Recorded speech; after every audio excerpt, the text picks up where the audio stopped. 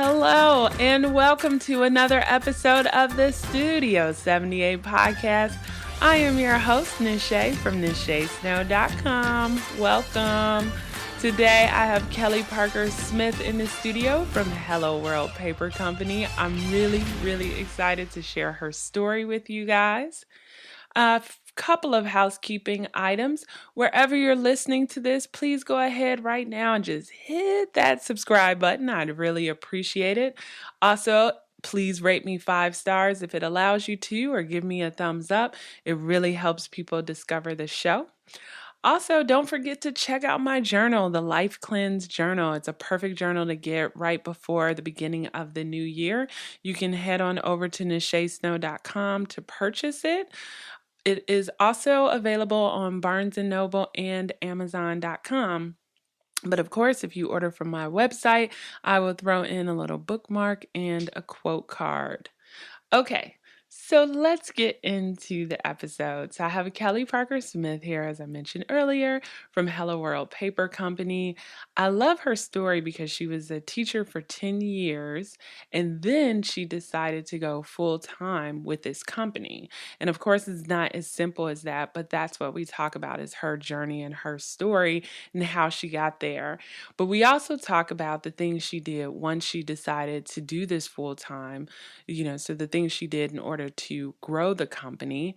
And then she also gives some really good practical tips for people who also have a product-based business or are thinking about opening it. So this is an amazing story, but it also has some good tips in here that you can also use for your business. And then we go at the end into how she's decided to diversify her funds, which is pretty cool. So I think you guys will really be inspired by her story. And it's just a reminder that you just never know when something will hit you and when it's time to pivot and go in a different direction than you have for a part of your life. So I just really was very inspired after talking to her. So here we go. Hello, Kelly. Welcome to the Studio 78 podcast. Thank you for having me. I'm so excited. People out there, they know I'm a journal nerd, and because of that, I'm addicted to paper, stamps, stickers. Yeah. I'm all about hashtag snail mail. Bring it back. Good. We need more people like you, for sure. We need to bring it back. Yeah. But I don't know. I feel like there's just been, over the last couple of years, it's gained more popularity. And so I'm loving that it's coming back, and you have more options too for adults, which is great, because I sometimes think people think oh yeah, once, high school is over or whatever, then you just stop doing all the things, all the creative things. And I'm like, no. As adults, you want to do it too, 100%. In high school, and when I was a kid, I would do creative stuff, and then I stopped for a while. In your 20s, you're more social and less of that. And right. then in your 30s, you're like, wait a second. I used to really enjoy painting and drawing and, doing all the stamping and all the stuff. And so, yeah, you get back into it. It's awesome. Exactly. My mom was like, at one point, you just got too cool to do those things. Right. Right. Yes. And then you get back to it. But so before we get into your amazing business, can you just tell the listeners a little bit about you before you decided to start Hello World Paper Company? Yeah. I am 40 years old. I live outside of St. Louis, Missouri in Belleville, Illinois. I have 3 boys and my husband. We all hang out a lot.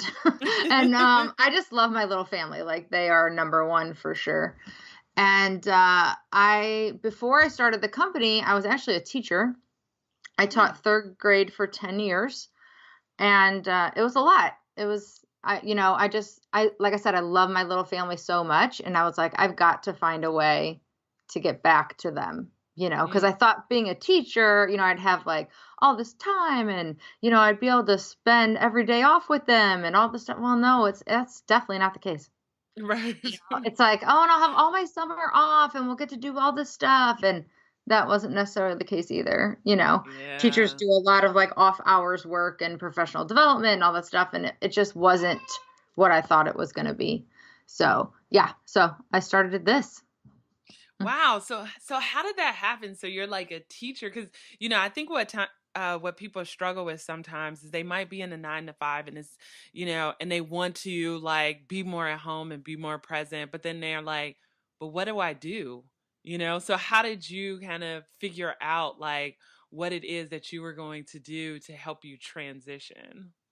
Yeah, I mean, it honestly started it started with I was really into stamping and scrapbooking my kids when like their lives when they were little. And Mm. I started doing like cards and that sort of thing and people started to buy them. Like my friend would be like, "Can you make me like 10 cards? I want like 4 birthday and, one sympathy and one, whatever." So Mhm. I would hand make them. So I'd stamp them and I'd cut things out and they'd have like 3D elements and all this stuff. And I'd sell them for like nothing. Like it was bare. I mean, I wasn't making money. It was just for fun. Right. It's like Eh, covering Yeah. costs. Yeah. Oh my God. If that, I don't even know. I spent like thousands of dollars on like paper and stamps and punches and all this stuff. Right. And Right. so, I mean, it was crazy. And so then, yeah. And then I got married in 2009 and I designed everything for our wedding as most stationary people start out doing. And I was like, I think I could like sell this stuff. This is fun. I really enjoyed doing this. And then I Mm. opened my little Etsy shop in the summer of 2009, my first shop. Now have a second one, and the first one's closed, but we can talk about that later if you want. Mhm. But my first one, it was mainly weddings, birthday invitations, that sort of thing. And I was working it at night and on the weekends and early morning on my lunch hour, like doing everything I could to get it to be more than a hobby. Mm. Because Mhm. at first it was just a hobby. I literally made nothing for the first couple years. You know, Mm. I was Mhm. my pricing wasn't right. I wasn't marketing like a business. I wasn't thinking of myself as a business. I was just thinking like, oh, I'm making fun stuff and this is great. And, eventually one day I'll get really serious about it. Mhm. And then in January of 2014, I started listing like stamps in my shop for weddings, like so address stamps and like save the date stamps and that sort of thing. And they were Mhm. super popular. And I was like, what if I just opened a shop just for those? And then quick question for the stamps, were you like making those by hand or were you, outsourcing them and then, So, selling them that way? yeah, so in the beginning, I was outsourcing. So I had a Okay. manufacturer. So I would send them my designs and they would send me the stamps. Now we manufacture everything ourselves. We have our own laser engraver. So we do Mm. everything here. Mm. Uh, Mm. yeah. So, but back then, yeah, I was like ordering them. They would come in and they started like really taking off that year 2014. And I was like, oh my God, I should just like close the other shop, which was a lot of work, a lot of back and forth. I wasn't making any money. I was like, I should Mhm. just start doing the stamp thing. And so I did. And then by April of 2014, I was literally almost completely dead from exhaustion because I was working all night, all morning, on the weekends, but I was actually making money. So Ah. I was like, oh Mm. my God, now I'm making money. And I started to think of it as a business. I started thinking like, what if I just did this? Like I could just do this. I could Mm. build this into something. And so I really just started, I mean, when I say hustling, it was like my family never saw me, which sucked. Like that's not Mhm. what you want. And so then in April of 2014, my husband and I sat down and he was like, I think you need to quit teaching. Like Oh wow. and he's like, I think you need to do this thing. Cause I know that's scary, but it's like exciting at the same time, right? super scary and crazy. Like we didn't have like savings. We didn't, this was like we had 3 kids, like we had a house. Right. You know what I mean? Like it's like, what? I'm sorry, excuse me, what did you say? What And are he's we like, gonna do? Yeah. you're only doing this half, like working half the time. Like what if you committed full time? Go from part time Yeah. to full time. Think of where you would take this. He's like, you have the drive, you have the creativity, you can do this. And I was like, oh my God, who are you? Right. Right.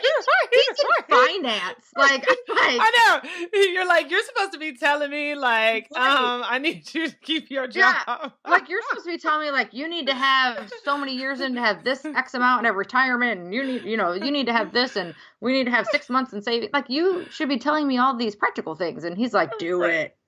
I know, I because you're I guess he thought, he's like, you're turning a profit and you're not even doing it half time, right? So Right. imagine what you could do if like all your energy was focused on this. Oh, for sure. And my mom was so funny. She's so supportive. She actually worked for me for like the first year that I worked full time from home for free because I needed help.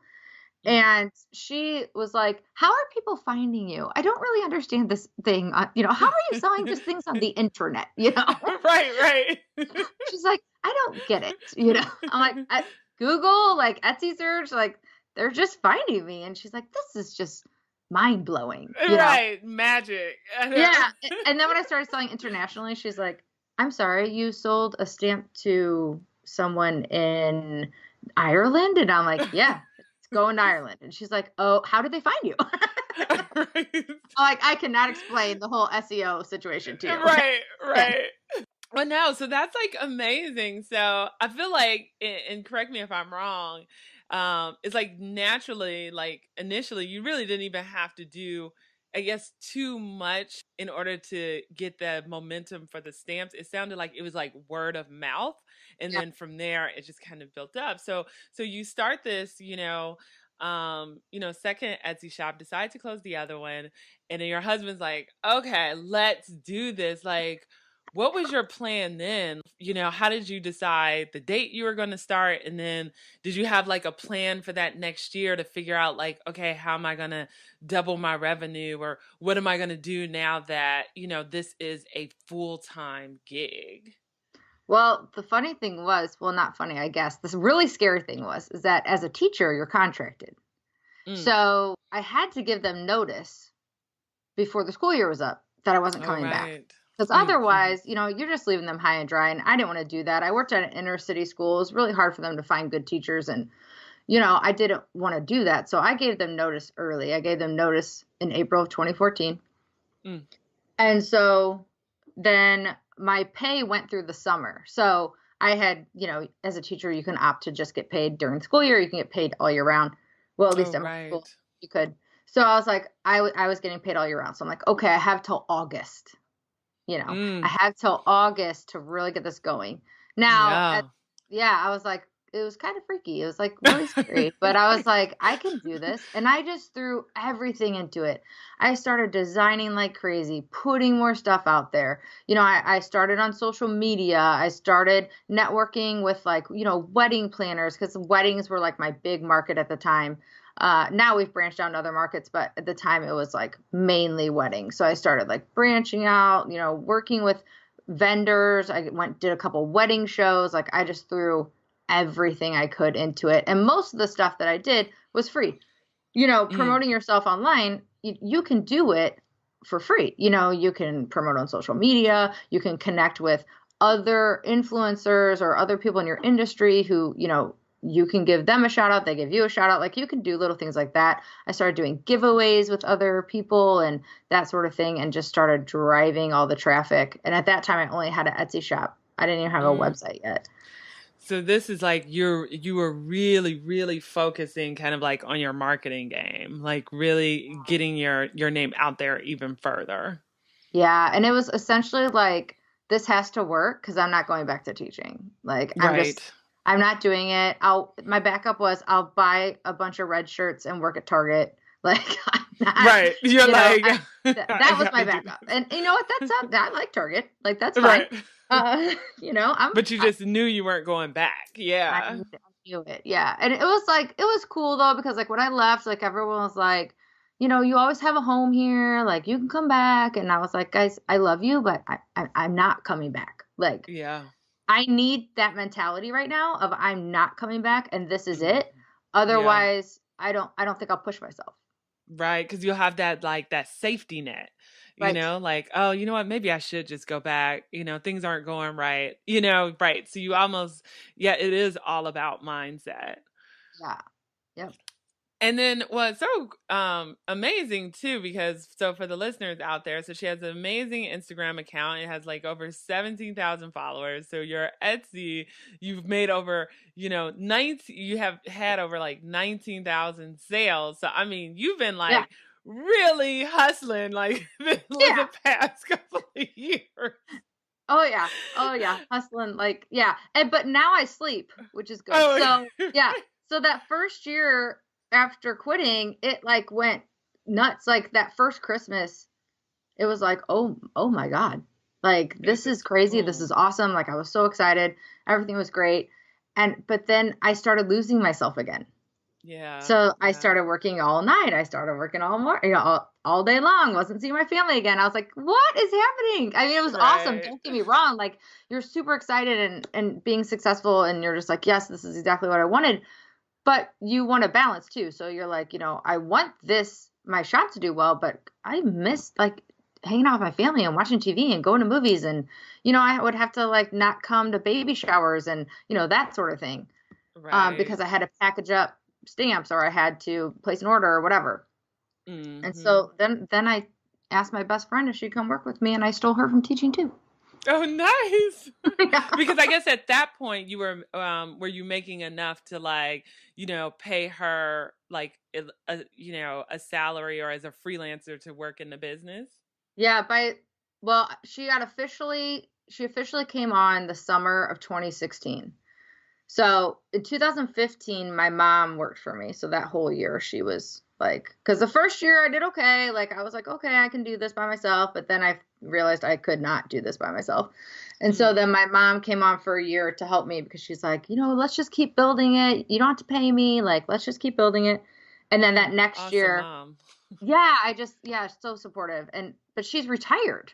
So I was like, Mom, yeah. you don't need to work for me. Like, let's just get this going. Then I'm going to hire someone else. Like, this should not be your retired life. Like, she was coming over every day. I was like, but she was like spending time with you. So she probably was like, I don't mind. Yeah. Yes. But my mom needs her alone time too. So, it was getting to be a little much for her. And so I was like, you need your retirement back. You need to be able to travel and do all the stuff. So that's when I called Chrissy and I was like, I think it's time for you to leave teaching. Yeah. And it was okay. Like, I mean, when you hire someone, you have to be willing to give up a part of your own salary. You have to be willing to give that up. And I was more than willing to give that up because hiring her reopened up my life, So it's like, worth it. It's so worth it. I don't work at night. I don't work on the weekends. Worth it. And you said something else too, like sharing your salary. But I think what's interesting and good for people to hear out there was you were paying yourself a salary. Because I think sometimes people just constantly give back and they don't realize like at some point they should be able to pay themselves and should be paying themselves, Oh yeah. I paid myself even when I was teaching.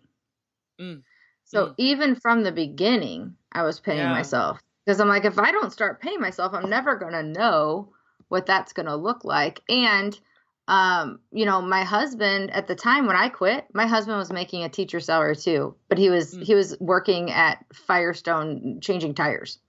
He wasn't in his current job now. Right. And so we didn't have the money, student loan debt, paycheck to paycheck. Like it wasn't a situation where it was like, I don't need to pay myself. No, I need You're like, no, I need this to bring some money in. 100%. For the first couple of years, I was the breadwinner, and so I was like, I've got to keep this going. But then when I brought her on, even my husband was like, we need you back, Right. So, right. Yeah. Where's my wife? Yeah. It's like, it's great that you're making more money than me, but it's like, we need you back. And I was like, okay. So now I let him take the reins. I still bring in a salary, but he's taken over with the crown. Awesome. And then a couple of things too, because I feel like I have a lot of listeners out there who might not be like right at the beginning, but they're like starting to make money and they're still just they're trying to figure out their way to make it like into a legitimate business.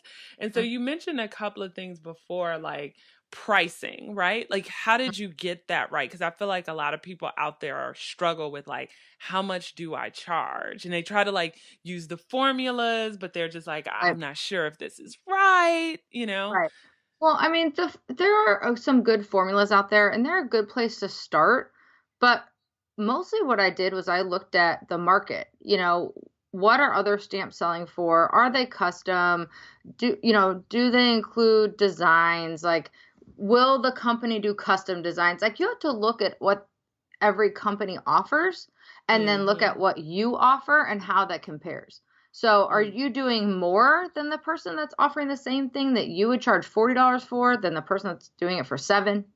Like, mm, what makes you stand out? What other services do you provide just besides this product? And you have mm-hmm. to charge for your time. Yeah. It takes a lot to run, especially a handmade, product-based business. Like, it is like crazy all the time. And the packaging materials and the shipping, do not forget those things when you're calculating your pricing. You have to Mm. pay for that bubble mailer and that tissue paper or that box. I Right. mean, it adds It up adds up. Yeah, it quickly, does. quickly, and then when you're getting to the point like I'm at and you're buying 2,000 bubble mailers at a time, you want Mm, to make sure that that's included in your pricing. That's a big one that I think people miss. Like, they try to include in their shipping, but you want your shipping costs to be as low as possible. So try right. to put all those extra costs into your product and then look at the market and think, where do I want to fall in this? Do I want to Mm, be a business where people look at it and they're like, oh, they're pretty cheap? mm-hmm. Is that going to be good? Or Right. do you want the customer that only wants the cheapest thing out there? Mm-hmm. Probably not. Yeah. So think like, where do I want to fall and what competition do I want to surround me? And don't look at it as a negative thing. Look at it as like, your colleagues, your peers, like, who do you want in your circle of places that people are buying from? Mm, And you have to look mm-hmm. at that and think, that's where I want to be. Those are the customers that I want. I want the customer who appreciates good quality. I want the customer who's willing to pay a little extra for better customer service or better packaging. Or, like me, I'm like, ooh, I need someone that loves paper and loves packaging and loves all that good Right. stuff. You know? You like Uh, people like me. I'm like, okay, yeah, I'll pay for it because I wanted to arrive beautiful. I wanted to look beautiful. And so it's like yes. you want that customer that's willing to pay for quality. Yeah. Right. That's right. And so that's where you got to look at too. And another thing that I think people forget is that, yeah, you could charge $5 for something and sell, 20 of them, right? And Mm-hmm. then you're making $100. Or you could sell the same item and add all this bonus stuff, customer service, great packaging, all the stuff, sell that same item, sell 3 of them, and you're almost at the same price and it's less work. Yeah. I Yeah. don't know why people discount, discount, discount, discount. It's like, yeah, you sold 40 items, but I'm over here, I sold 10. I'm making the same amount as you, Right.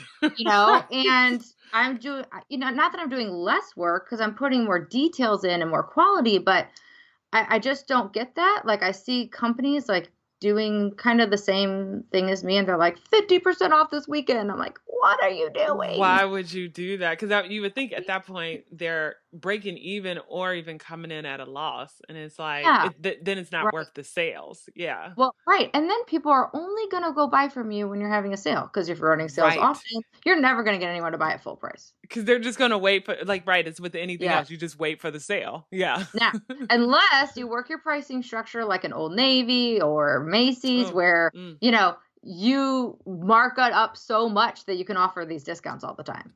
right. Oh, that So makes sense. Yeah. you have to see what kind of business you want to be. It's all about what do you want to project? What kind of business do you want to be? Mm. That really factors into pricing. And I think people really forget that. And then you also said earlier, kind of like thinking like a business. What does that mean to you? So thinking like a business, and I know people don't want to hear this, but it's always thinking about your bottom line. Mm, So it's always thinking about money. And I know yeah. that is hard for creatives. Like, nobody likes to do their books. Nobody likes to look at their money. Nobody likes to set a budget. but you have to do those things. You have to do Yeah. those things to think like a business and think, how can I get my costs down so my profit goes up? You want to always be thinking about your profit, and also how to really cultivate your customer relationships. It's not just one and done. You want them to keep coming back. And so you have to like continuously be fostering those relationships and talking to your customers and figuring out what they want and knowing who they are. And then you're starting to think like a business. When it's a hobby, you're just like, oh, I just want someone to come in the door, buy it, gone, buy it, And then you're gone, buy like, it, gone. yay, right. Yeah, you're like, yeah, you got a sale. Okay, but what are Right. you going to do? How are you going to maximize that sale? What touch points are you going to have? How are you going to talk to them afterwards? How are you going to get them to come back and tell their friends? How are you going to do that? No, that's good advice. And then also, I mentioned like your Instagram account. Like, how have you, because your Instagram account is amazing, but how have you leveraged like social media, especially Instagram, and how did you find like your style? It's just me, girl. It's just me. It's hard. It's hard because everyone's like always, I'm still in search of like that perfect style, you know what I mean? But at the Right. same time, I just love everything, Yeah, and that's yeah, hard because everyone's I like, you know. have to niche down, you have to narrow in. And I'm like, I just kind of celebrate it all. And I don't, Right.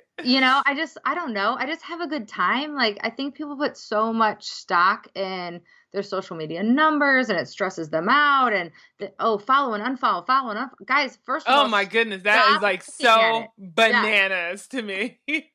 Stop looking at it. Like, what are you doing to yourself? Like, there's all these things, there's all these great apps you could buy and programs that will tell you who your followers are and how many followed you and unfollowed. Stop looking at it, please. Please, I beg you. Yeah, It yeah, doesn't matter. What matters is talking to people, finding good relationships, connecting online. That's what social media is about. It's social.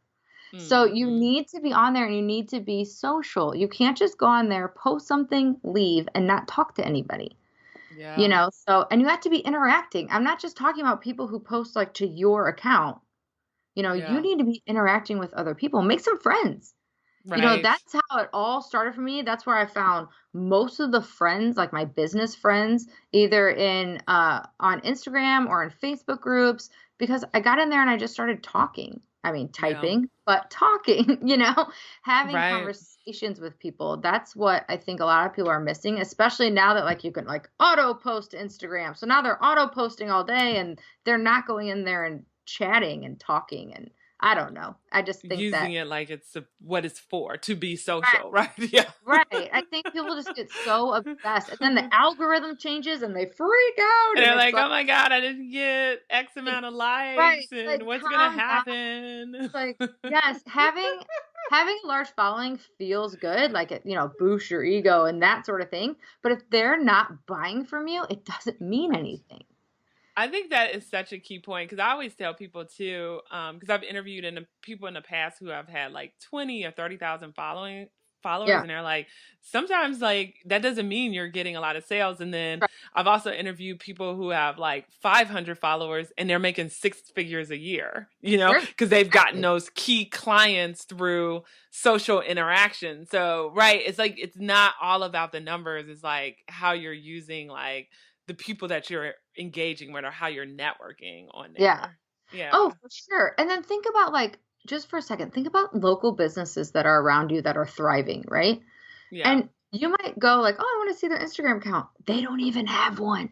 Right. They Right. don't even have one. It is not vital to your business existence. It's really Right. not. Yeah. There are plenty of other ways to get people to come buy from you.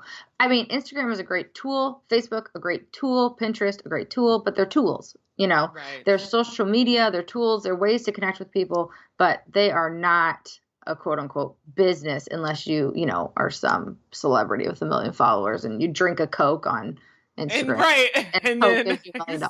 I mean, that's different. that's like one percenters. Like, Yeah. right. We need Yeah. realistic goals here, people. Yeah. Realistic. I am all about being real. Let's just put it that way. All about being real. And then also, for people who are like product makers out there, how did you go about like just finding, like initially someone to do your stamps, and then when you changed over, like what went into that decision, and how did you decide to like then manufacture your own? Because I think sometimes that trips people up too, because a lot of times maybe be doing something by hand, and then they don't know if they should get manufacturers, and then they don't know where to start. And I think, that ends up stifling them, and they're like, oh my God, I can't do this. I'm overwhelmed. I'm just not going to do it. Right? Oh my gosh, I've been there. So the first thing when seeking out a manufacturer is to start contacting people and getting samples. Some Mm, people will give you free samples, some you have to pay for, but trust me, it'll be worth it in the end when you get all the samples and you're like, okay, this is where I want to go. And don't be afraid to reach out to anyone who manufactures things. US, if you want to go overseas, go for it. mm, That's your call, that's your business. And don't be afraid to reach out though. You mm. never know which manufacturer is going to be right for you. So that's what I did in the beginning. I messaged a whole slew of stamp companies and I was like, this is, I want to start doing these stamps and here's my sample and can I get a sample? And they were like, yep, yep, yep. Some of them I had to pay for, some of them I didn't. I got all the samples and then I just picked one. And Mm. then we did that for about, it was about 2.5, 3 years that we worked with the manufacturer. And then I really wanted to do it a little different. So Mm. I've always wanted to own a laser engraver, like always. Like we now do Yeah. like woodcut products and like, we do like monograms and names and like stuff for weddings, like, you know, wooden place cards and table numbers and goods, fun stuff like that. I always wanted to incorporate that in my business. And the company Mm. that I worked with only did stamps, right? So then it was going to be Hmm. like, okay, I'd have to find another person to do this work, but I really wanted to do it. Yeah. So then it was the whole process of let's research machines. So then we had to research, machine companies. You can't get a sample of, a massive machine. So, Right, right. they can send you samples of what it does in the mail, but that was about it. And so there were some key things that I wanted to do when I got that. The whole point for us doing that was one, to cut down our costs, Mm. because now we were buying the materials, we're assembling ourselves, which was really fun. Like we love doing it.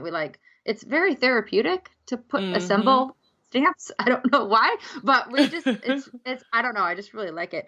And so we started doing that. And then we did that just for us for about 6 months. And then I thought, I bet there are some companies out there who would really like to have their stuff made by a smaller business, Mm. because I work for like Hmm. a big manufacturer. So I was like, I wonder if I offered manufacturing service to other shops. Like that would be really cool. And the key difference was I wanted to drop ship for people. Mm. So now we have a drop shipping service for laser engraving and rubber stamps. So if a company partners with us, then they can send us like marketing materials, business cards. They can send us tissue paper if they want to, if they're super particular about their packaging. And we make their orders and we package them up and we send them straight to their customers with all of their Oh, stuff wow. included. And the Oh, manufacturer, wow. yeah, and the manufacturer that I worked with before didn't do that. If you needed something quick, like if someone, ordered something to be overnighted or whatever, I would have to send it to the customer and it would literally come in a plastic bag in a box. Mm. And it Hmm. wasn't pretty. And it wasn't an experience. And it wasn't, that surprise and delight that your customer should have when they open something that they've bought from your shop. When, Right. your mail comes, you get excited, even if it's from Amazon. Now, they don't do pretty packaging, but come on. Right. You get excited with everything that comes in the mail. But when you buy from someone who's like a local business or a handmade business, or, it's just like two chicks and a laser, like Right, right. yeah, you want it to be special. And so Yes. now we offer that service to other businesses, and it's just so fun. I love helping other businesses grow. Which laser did you decide to go with? Oh, we have an epilogue helix. Yeah. Oh, and I only asked because I used to do laser engraving for light switch plates. So I would make custom Oh yes. wooden laser engraved light switch plates. but I would go to a maker space and it went bankrupt last year. So I've been debating. I'm like, do My I gosh, me buy a too. laser? Where would I put it? Because like the good ones are gigantic, and I'm like, Yeah, there's ours no is pretty room in big. my, you know. Yeah. I'm lucky I have like a storeroom downstairs. So that we have like, I have my office upstairs and then there's like a workroom, we call it downstairs, uh, Yeah. that it fits in yeah, it's like a 24 by 18-inch bed. So it's pretty big. Oh, it's big. Yeah, Yeah. yeah. I was wondering about because I'm like, those are like monster. That's why I was like, great going to the makerspace because I'm like, I don't have to worry. They maintain it. Yes. Yes. They The, like, our local makerspace, they had a laser too, and they closed down too. It's oh, so I weird. wonder if it was the same one, the tech shop, because they had multiple in different locations, so it might be the same That's what it was. company. Yeah. That's what it was. Yep. It just and it totally messed me up. So that's like another lesson learned, people. Whenever you're dependent on another place, Right. like as soon as they left, it shut me down. And so now it's like either buy a laser or I have to go somewhere else in order for them to make it for me. Right. So Right. You can come to yeah. us. I know. Or yes. We'll help you out.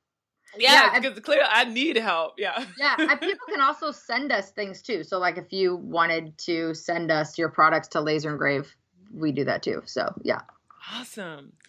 Okay, and so as we wrap up here, I want to touch on because I always tell people like it's good to like diversify your income. So we've talked about like your stamps, but I know like you do other things too. Like you have a podcast, and I saw on your website you have like you offer, I believe, surface pattern design, and you have a Yep. fabric collection. I was like, wow, she's just doing all kind of stuff, and so I do sleep, I promise.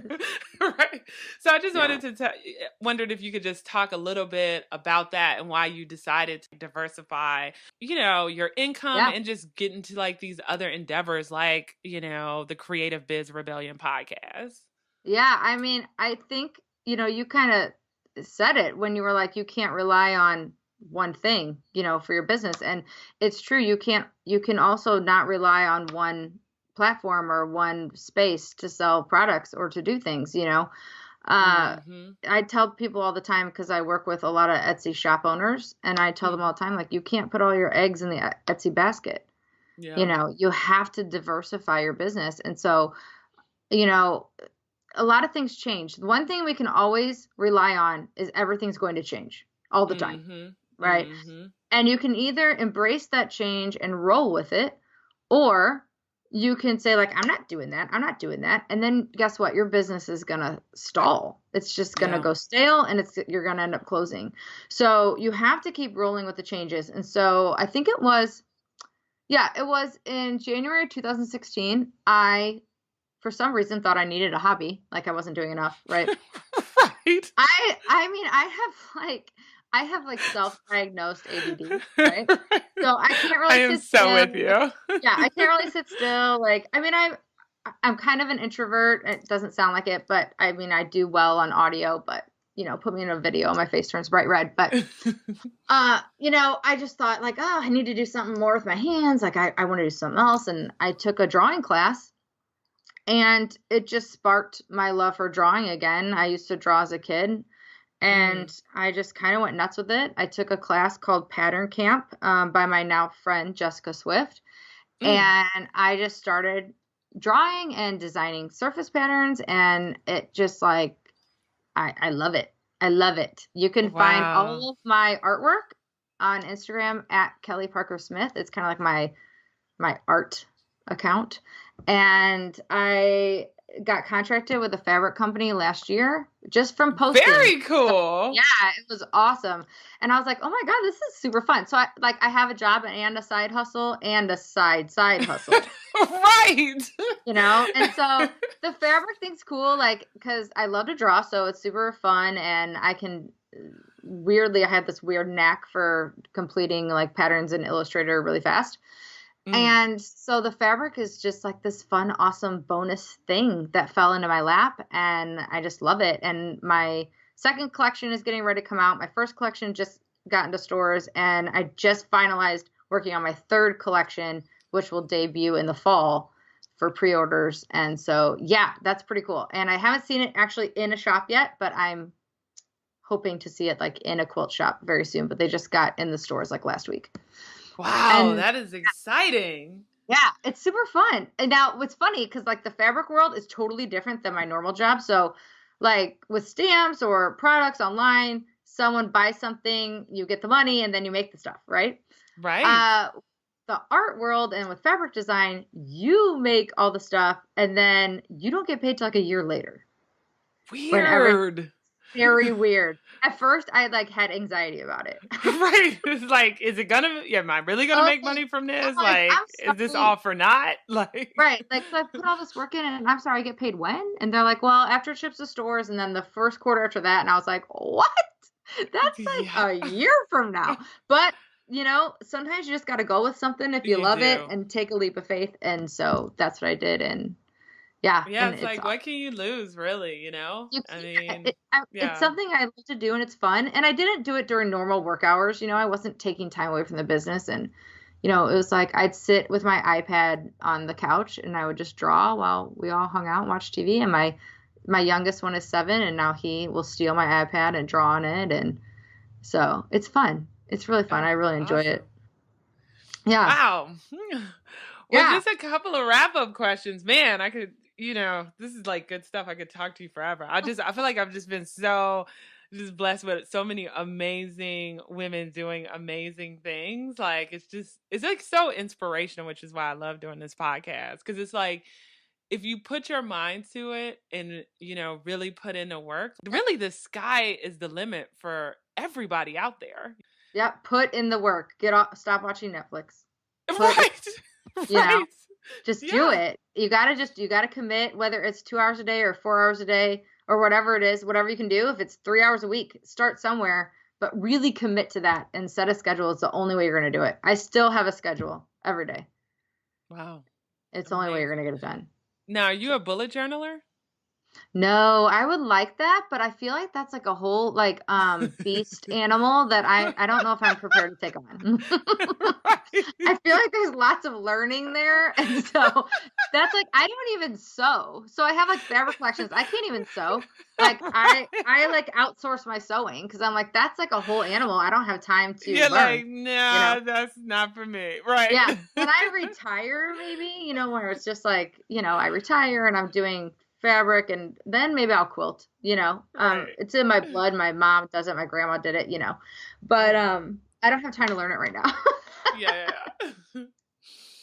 But yeah, so just a few wrap up questions. The first one is like, what keeps you motivated? What keeps you going? My family for sure. Mm. My family keeps me going with the business, like the stamps and, doing that stuff. And it also keeps me going that now I'm kind of responsible for another family's, well-being. My best Oh, friend works yeah. for me now. So like Yeah. her working here is motivation enough. Like I can't let her down. I can't let Right. my family down. We got to just keep pushing. And then like, and I know we didn't really get to chat about this yet, but I'm just going to mention it real quick. Oh, yeah. The podcast, what keeps me going there is just helping other product-based business owners. We get Right. feedback from them like, "Oh, I listened to this episode and thank you so much for the tips on organization," or "Thank you so much for helping me with my shipping problem," or whatever it is, and that keeps me going too. I'm like, "Okay, well, if I stop doing this, then where are my people going to go for help?" Mm-hmm. And we've built such a little community and I just love them all to pieces.